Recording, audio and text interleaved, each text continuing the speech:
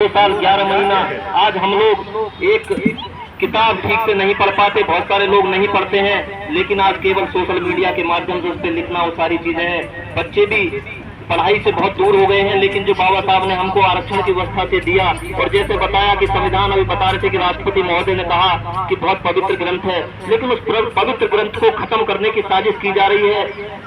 जो भारत में सत्ता में लोग बैठे हैं वो कहते हैं, वो कह रहे हैं कि अम्बेडकर अम्बेडकर, इस तरह से उन्हें कहीं ना कहीं उनके दिल में आघात है संविधान से, आघात है उनके दिल में कि संवैधानिक लोग, हम जो व्यवस्था लागू करना चाहते हैं वो ये संवैधानिक लोग जो व्यवस्था लागू नहीं होने दे रहे हैं।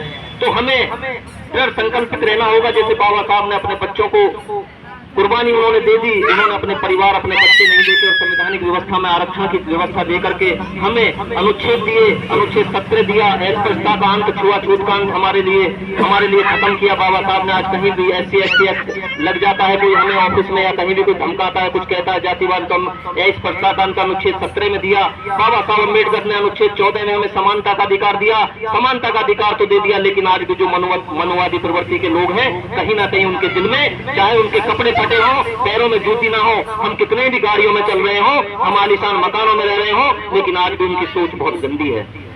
वो आज समानता के अधिकार में नहीं है। लेकिन हमें संविधान बचाना होगा, हमें संविधान इस तरह से बचाना होगा जैसे 2 अप्रैल 2018 हमने आंदोलन करके SC ST एक्ट को बचाया। हमारे उसमें कई समाज के बच्चे शहीद हुए, किसी का भाई शहीद हुआ, किसी की बहन शहीद हुई और किसी का पति शहीद हुआ, लेकिन उनको शहीदों का दर्जा इस देश में नहीं दिया गया, जबकि संविधान बचा रहे थे, अपने आत्मसम्मान की लड़ाई लड़ रहे थे। तो हमें, क्योंकि जो आज देश की सरकार सोच रही है, जो कहीं ना कहीं ये सोच रही है, परवीन 22 प्रतिज्ञा ली, कहीं ना कहीं उतार देना, वो उतरना चाह रही है कि इस देश में हिंदू राष्ट्र बनाने में अगर सबसे ज्यादा बाधक है तो ये अम्बेडकरवादी बाधक है, क्योंकि इनको हमें रोकना होगा। और जब अम्बेडकरवादी बाधक है तो उसमें सबसे पहले बाबा साहब का दिया हुआ संविधान बाधक है। इसलिए हमें संविधान को बचाना होगा हर कीमत पे। अगर उसके लिए हमारे जवानों को और मुझ जैसे व्यक्ति को भी कुर्बानी देनी पड़ी तो हमें कुर्बानी के लिए तैयार रहना पड़ेगा।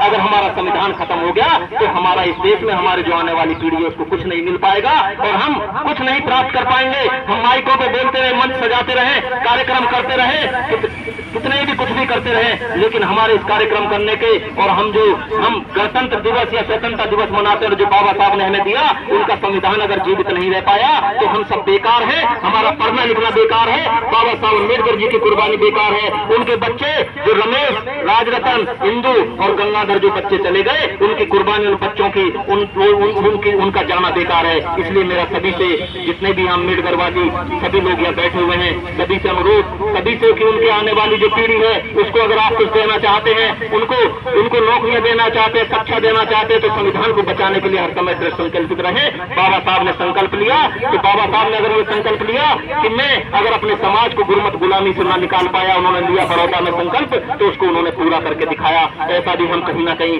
बाबा साहब के प्रति दृढ़ संकल्पित रहे। नमो बुद्धाय, जय भीम, जय भारत, जय काशीराम।